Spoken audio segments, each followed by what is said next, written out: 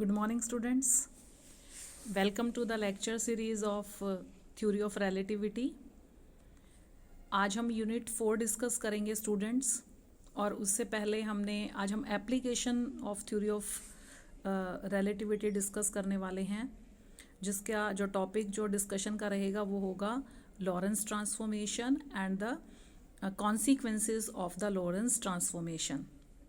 Last lecture में हमने देखा था कि जो आइंस्टीन ने पोस्टुलेट्स दिए थे थ्योरी ऑफ रिलेटिविटी के, व्हाट वर दोज पोस्टुलेट्स. तो वो हम एक बार रिमाइंड कर लेते हैं ये आर्टिकल करने से पहले. पोस्टुलेट्स हमारे थे कि जो आपका जितने भी फंडामेंटल लॉज हैं फिजिक्स के, they all are valid in the inertial frame of references. First is the this you can say that the postulate of Einstein theory. और दूसरा क्या था कि और इनर्शियल फ्रेम्स हमारे कौन से होते हैं, वो फ्रेम ऑफ रेफरेंसेस जो कि या तो रेस्ट पे हों या फिर कांस्टेंट वेलोसिटी के साथ वो मूव करें. तो और दूसरा पोस्टुलेट था कि जो स्पीड ऑफ लाइट है that is constant and it is independent of the motion of the observer and the source. तो देखिए स्टूडेंट्स, आज इन्हीं पोस्टुलेट्स को लेके, इन्हीं पोस्टुलेट्स को कंसिडर करते हुए हम अपना नेक्स्ट आर्टिकल करेंगे लॉरेंस ट्रांसफॉर्मेशन. तो हम लॉरेंस ट्रांसफॉर्मेशन स्टार्ट करते हैं. लॉरेंस ट्रांसफॉर्मेशन होता क्या है? Lorentz transformation is the set of equation. It is the set of equations which relates the position and the time coordinates observed by the two observer in different inertial frames, two different inertial frames. These equations are known as Lorentz transformations. हमारे पास क्या है कि दो हमारे पास frame of references हैं, दोनों ही inertial frame है. One is at rest and one is moving with a constant velocity v. आप इसमें ये जो डायग्राम हमारा बनाया हुआ है इसमें आप इजीली देख सकते हैं कि ये जो है this is the frame of reference s which is at rest, and this frame of reference s dash which is moving with the constant velocity v. तो ये यहाँ से क्लियर है. तो let s and s dash be the two frame of references and s be at rest and s dash is moving with the constant velocity v with respect to s along the positive x-axis direction. At any point p any event happens in the space. ये हमारा point P दिखाया हुआ है हमने. This is the point P and at this point any event is happening. Let its coordinates be x, y, z and t for the observer O in the frame of reference S. S dash के S के with respect जो coordinates होंगे वो क्या होंगे, x, y, z and t. And for the observer O dash it would be x dash, y dash, z dash and t dash respectively. अब जो हमारा इक्वेशन है, the equation between the x and x dash, Lorentz transformation है क्या कि x और x dash आपस में कैसे रिलेट कर रही हैं, ठीक है ना. और दोनों ही इनर्शियल फ्रेम्स हैं, दोनों के जो कोऑर्डिनेट्स हैं वो आपस में किस तरीके से रिलेट करते हैं, यही हमने इसमें निकालना है. तो these equations between the x and x dash must be linear. This must be linear. तो हम क्या करेंगे, हमने गैलीलियन ट्रांसफॉर्मेशन का जो हमारा रिजल्ट था हम उसको यूज़ करेंगे. वो क्या था, x is equal to x dash plus v into t dash. तो यहाँ पे हमने एक कांस्टेंट k से इसको इक्वेशन को मल्टीप्लाई कर दिया है. जो x कैसे रिलेट कर रहा है x डैश के साथ उसको भी, और x डैश x के साथ कैसे रिलेट कर रहा है उसको भी हमने कांस्टेंट k के साथ मल्टीप्लाई कर दिया है. Now we will substitute 2 in 1. तो उसको हम सब्सटीट्यूट करेंगे तो हमारे पास क्या आ जाएगा, हमारे पास ये इक्वेशन आ जाएगी, ठीक है. इसको आप फर्दर इस तरीके से ये सारा सॉल्व कर लीजिए. We will have this equation number 3. Equation number 3 क्या आएगी हमारे पास, this will be T dash is equal to X upon K into V into 1 minus K square plus K into T. Now we will assume that at T is equal to 0, जब T 0 है तो जो O dash है और जो O and O dash both coincides with each other, clear. And a light signal produced at O it will reach the point P in time t with respect to the observer O and t dash with respect to the observer O dash. यहाँ पे हम जो second postulate है आपका theory of relativity का, special theory of relativity का, which was given by the Einstein, वो हम यूज़ करेंगे और वो क्या है, x is equal to c into t and x dash is equal to c into t dash. ठीक है, ये हमने, क्योंकि जो वेलोसिटी ऑफ लाइट है that is constant irrespective of the motion of the observer and the source, इसलिए x is equal to c into t. c is the velocity of light and t is the time taken by the light to reach at the point p. और x dash is equal to जो c into t dash है, ये क्या है. अब यहाँ पे देखिए इस वाले में जो हमारा ये जो फ्रेम ऑफ रेफरेंस है S dash frame of reference के अकॉर्डिंग है, और इसमें क्या है, ये v वेलोसिटी के साथ मूव भी कर रहा है, बट हम उस v को कंसिडर नहीं कर रहे हैं, हम सिर्फ c को कंसिडर करेंगे, क्योंकि जो c वेलोसिटी ऑफ लाइट है that is constant and the motion of the source and it is independent of the motion of the source and the observer.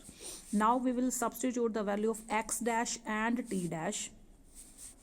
x dash और जो t dash है from equation number 2 यहाँ and 3 in 5.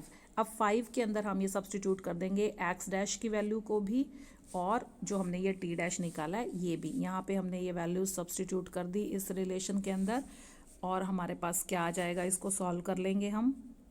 We will have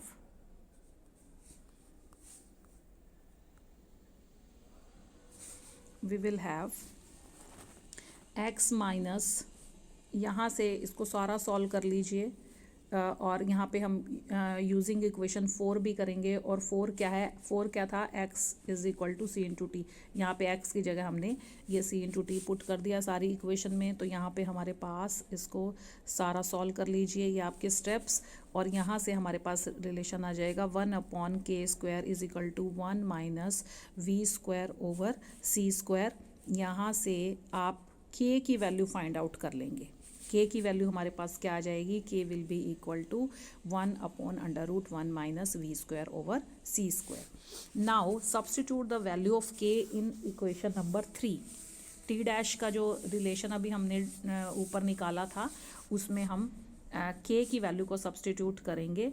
now substitute this value of k in equation number 3. तो यहाँ पे हमने इसको substitute कर दिया इक्वेशन नंबर 3 के अंदर, और ये सारे स्टेप वाइज आप इसको खोलते चले जाइए.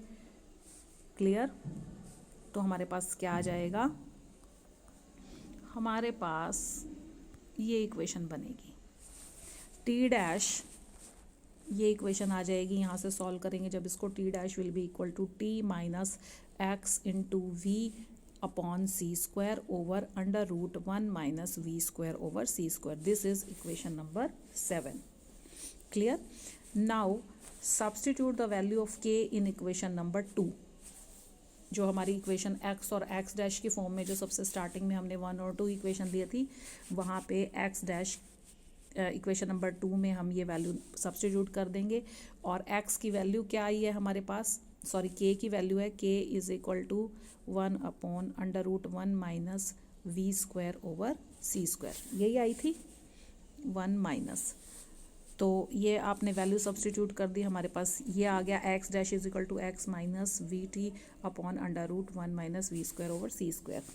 As the velocity of s dash is along x direction. हमें पता है जो भी मोशन हो रहा है that is only along the x axis direction, और y डैश और z डैश का उसमें कोई भी फैक्टर एसोसिएट नहीं करता है. It means y dash is equal to y and z dash is equal to z. दोनों जो फ्रेम ऑफ रेफरेंसेस के कोऑर्डिनेट्स हैं वो क्या होंगे, इक्वल, क्योंकि मोशन किस तरफ हो रहा है, सिर्फ और सिर्फ हमारा x एक्सिस के अलोंग हो रहा है. तो जो हमारी लॉरेंस ट्रांसफॉर्मेशन इक्वेशंस आएंगी वो क्या आएंगी, x dash is equal to, ये अभी हमने निकाला है यहाँ से, ये हम एज इट इज़ लिख देंगे, x dash is equal to x minus vt over √1 minus v² over c². और ये भी हमें पता है y dash is equal to y, z dash is equal to z, and t dash भी हमने ये यहाँ पे अभी निकाला था. तो ये जो जितने भी आपके चारों फैक्टर्स हैं x dash, Y dash, Z dash and T dash. ये frame of reference S dash के कोऑर्डिनेट्स हैं और ये हमें पता चलता है कि फ्रेम ऑफ रेफरेंस एस के जो कोऑर्डिनेट्स हैं वो फ्रेम ऑफ रेफरेंस एस के कोऑर्डिनेट्स के साथ किस तरीके से रिलेट करते हैं। ये इक्वेशन नंबर 9 आ गई हमारे पास, ये चारों की चारों जिसमें इंक्लूड हो रही हैं और इसको हम बोलेंगे लॉरेंट्ज ट्रांसफॉर्मेशन इक्वेशन कि जो frame of reference S dash के कोऑर्डिनेट्स हैं वो एस के कोऑर्डिनेट्स के साथ किस तरीके से रिलेट करते हैं। X dash, Y dash, Z dash and T dash किस तरीके से ये एक्स, वाई, जेड और टी के साथ रिलेट करते हैं, ये हमने इसमें देखा।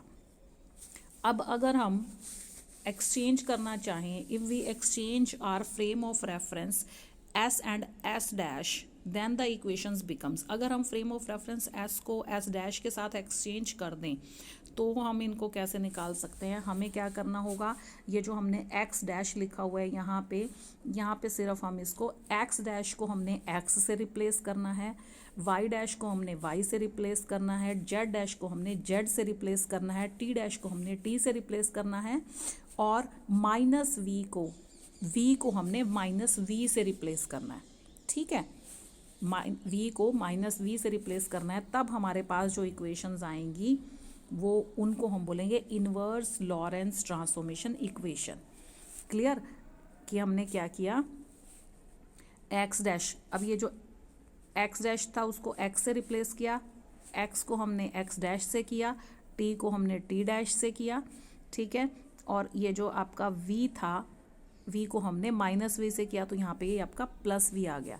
ठीक है, Y is equal to Y dash आ जाएगा, Z is equal to Z dash आ जाएगा और टी डैश था तो टी लिख दिया और टी था तो टी डैश लिख दिया और वी की जगह माइनस वी। तो हमारे पास जो इक्वेशंस बनी वो ये इक्वेशन नंबर 10 आई हमारे पास, जिसको हम बोलेंगे inverse Lorentz transformation equation.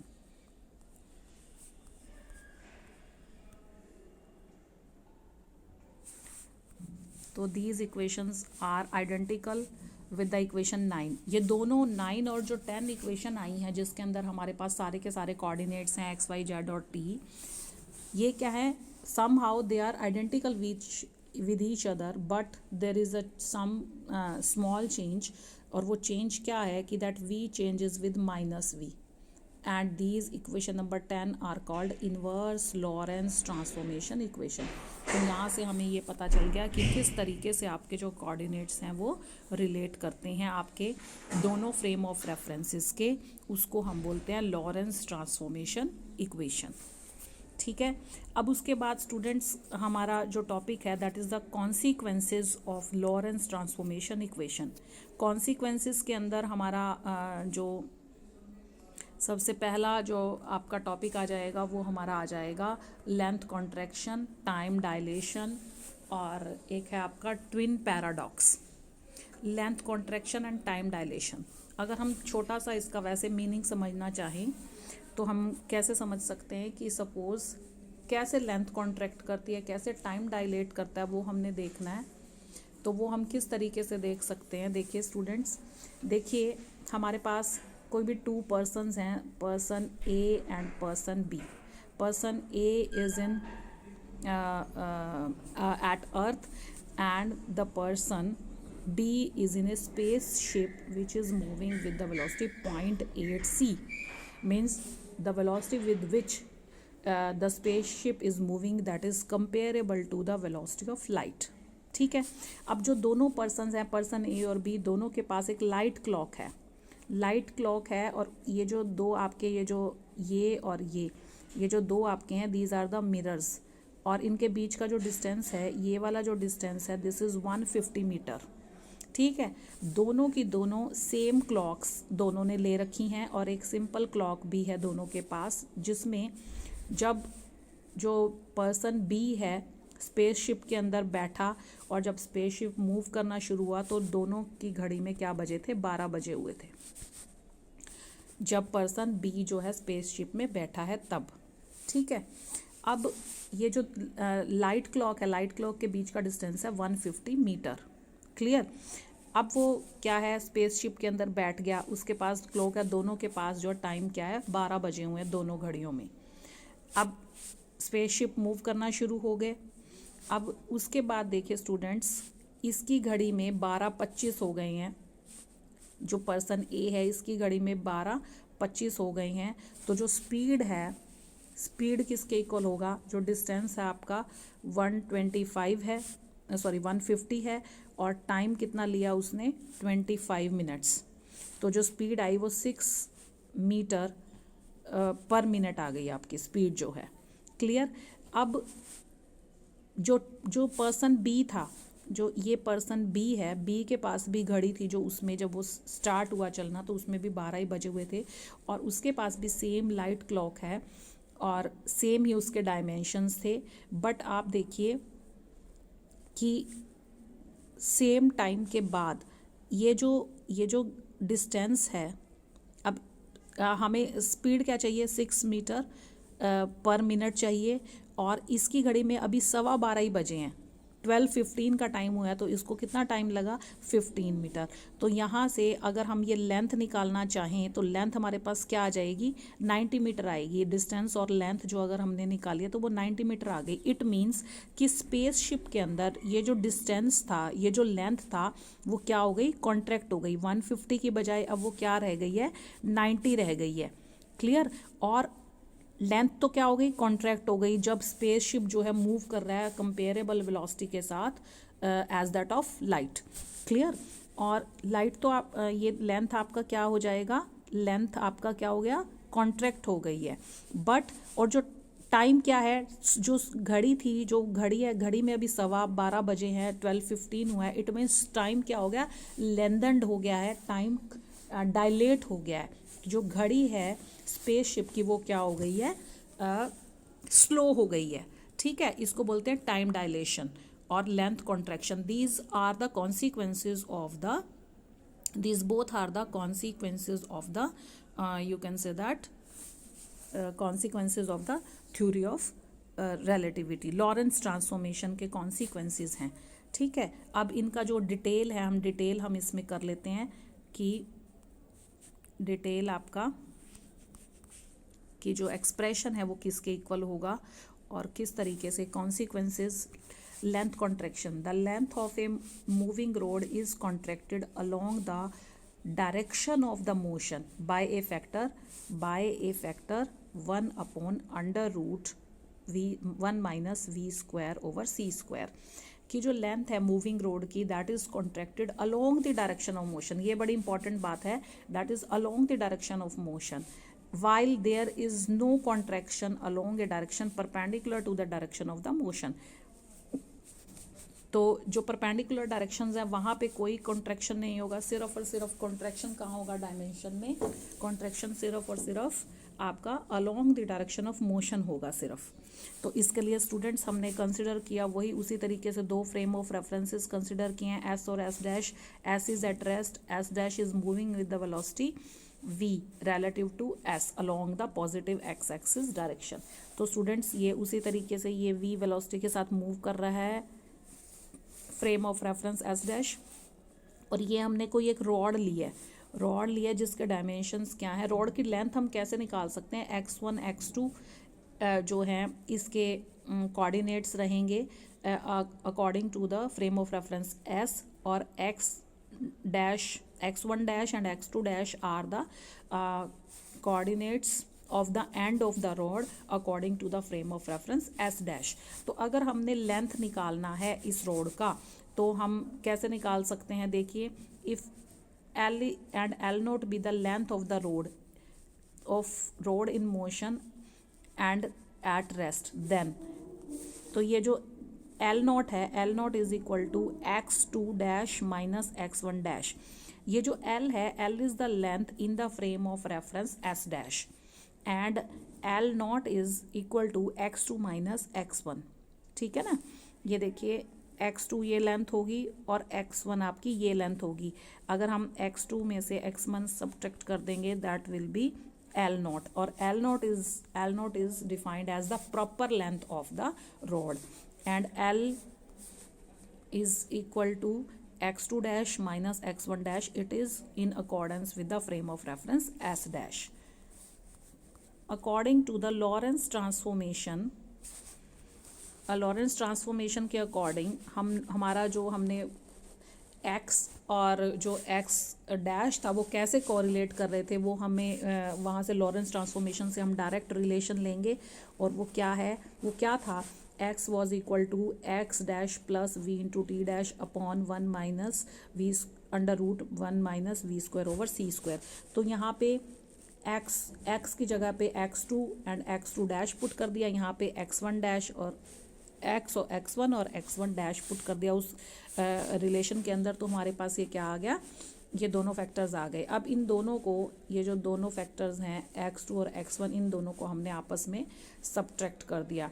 x2 minus x1 was equal to L0, तो इनको आपस में सब्ट्रैक्ट कर दीजिए। और यहाँ पे हमारे पास क्या आ जाएगा, x2 dash minus x1 dash which is equal to L, अभी हमने देखा।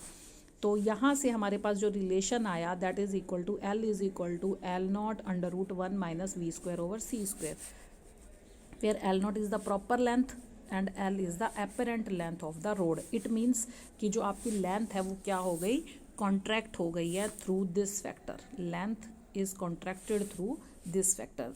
This is the first consequence of the Lorentz transformation. अब जो दूसरा है आपका, दूसरा भी बड़ा इंपॉर्टेंट है, that is time dilation. Time interval for the moving observer appears to be dilated और lengthened than that for the observer at rest. ठीक है ना, कि जो फ्रेम ऑफ रेफरेंस मूव कर रहा है उसका जो टाइम इंटरवल है वो क्या हो जाता है, डायलेट हो जाता है, लेंथन्ड हो जाता है। ठीक है ना, जो उसका जो टाइम पीरियड है वो क्या हो जाता है, एक तरीके से जो घड़ी है वो क्या हो जाती है, स्लो हो जाती है। This is the time dilation consequence. तो इसके अंदर भी हम उसी तरीके से we will consider two frame of reference S and S dash. S dash is moving with the velocity v relative to s along the positive x axis direction। ठीक है, तो यहाँ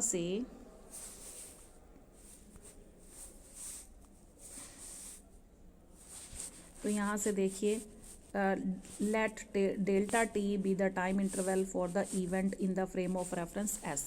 तो s के विद रिस्पेक्ट जो किसी भी event के जो कोऑर्डिनेट्स थे वो क्या होंगे, t होगा। और t में भी किसी इवेंट का जो अगर हम टाइम पीरियड नोट करेंगे तो t2 माइनस t1 होगा। और ऐसे ही delta t dash be the interval for the event in the frame of reference s dash. तो यहाँ से ये t डैश के इक्वल हो जाएगा, delta t dash is equal to t2 dash minus t1 dash, again according to the Lorentz transformation equation. Lorentz transformation equation हमारे पास क्या थी, t1 dash is equal to t1 minus v into x upon c square over 1 under root 1 minus we square over C square. ये आपका क्या था, ये आपका t1 है। t की जगह हमने t1 पुट कर दिया और यहाँ पे t की जगह t2 पुट कर दिया हमने।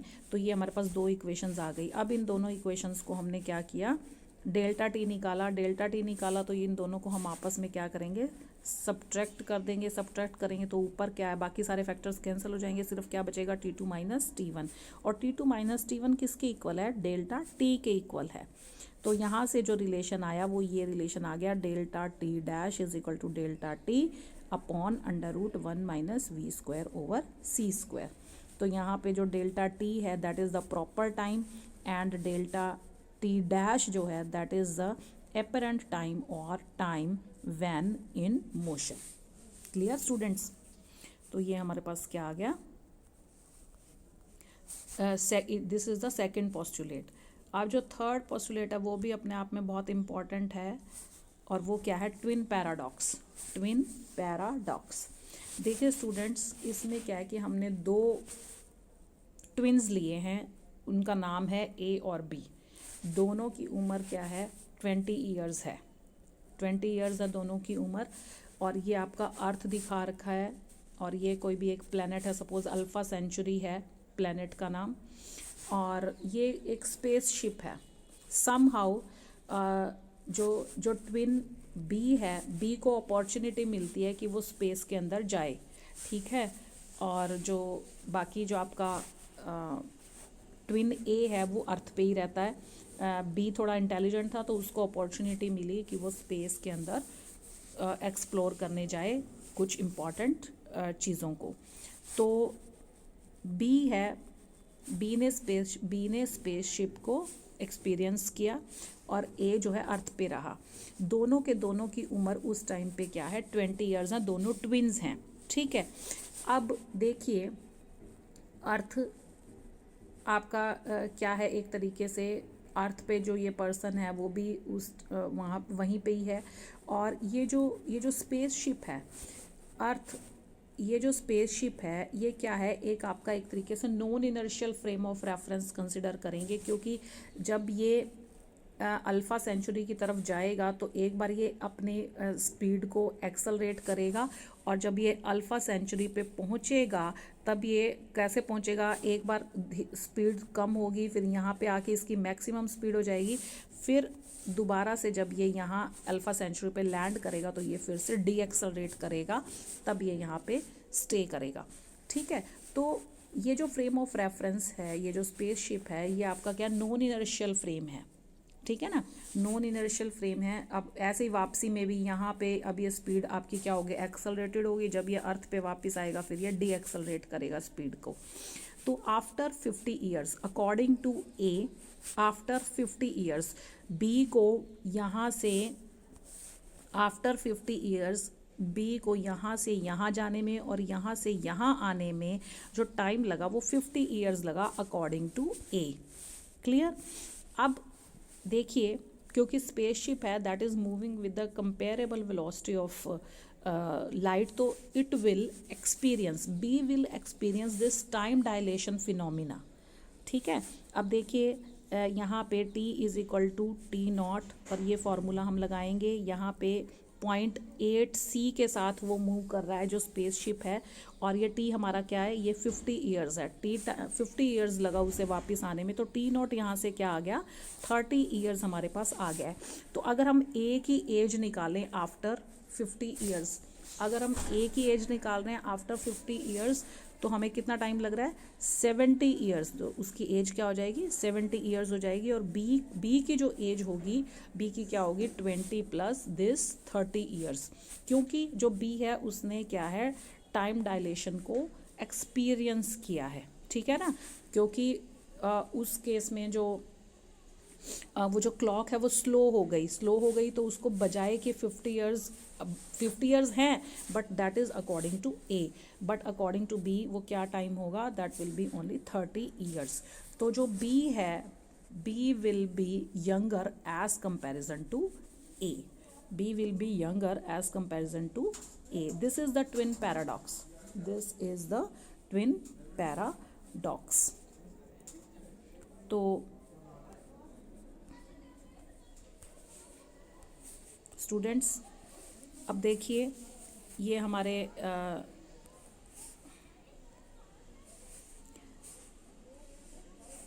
तो स्टूडेंट्स ये था हमारा Lorentz transformation and consequences of the Lorentz transformation, and really it was an interesting article, isn't it?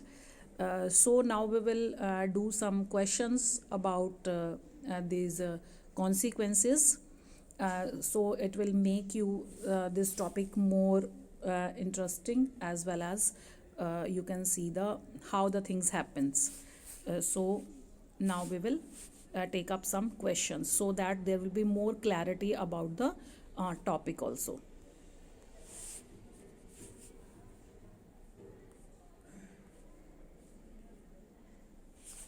Now we will take up some question answer, and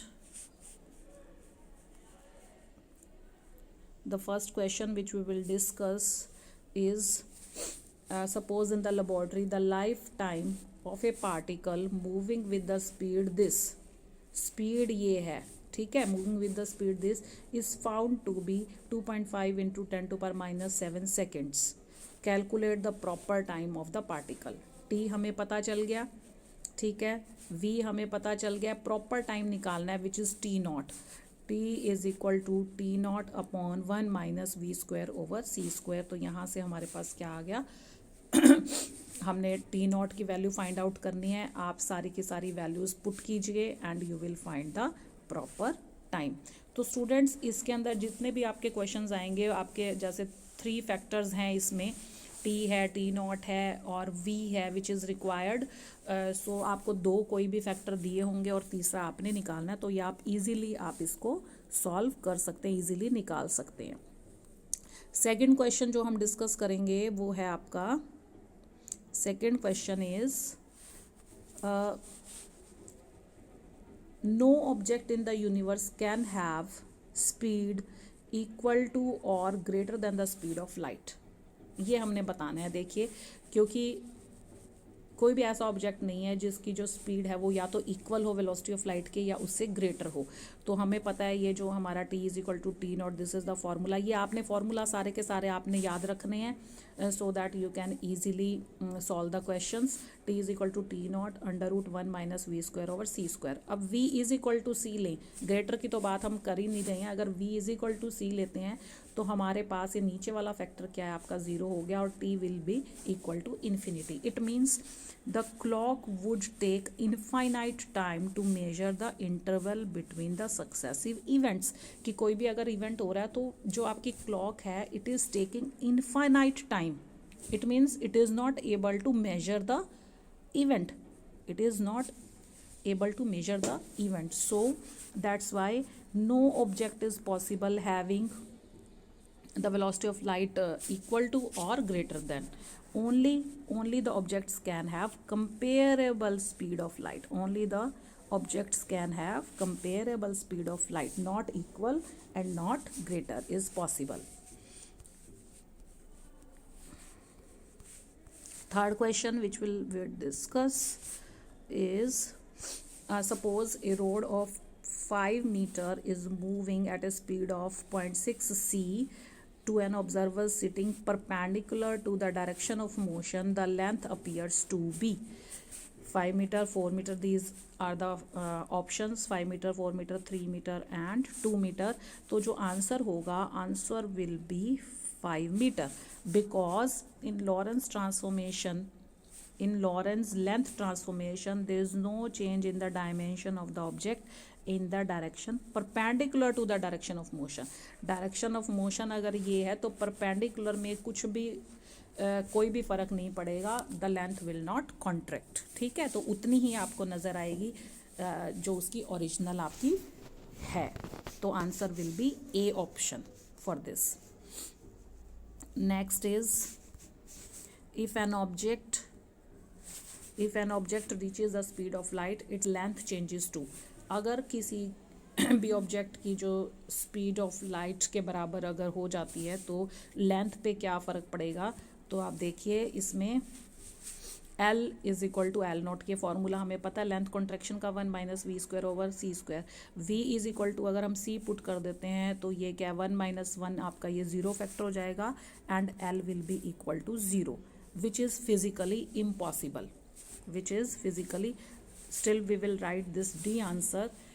अगर it means कि जो velocity of light है, क्योंकि physically उसकी length 0 होना ये possible नहीं है। क्यों नहीं possible? क्योंकि consequence क्या है हमारा, जो velocity है that can't be equal to the velocity of light। This is the concept behind this। And the last question is a 20-year-old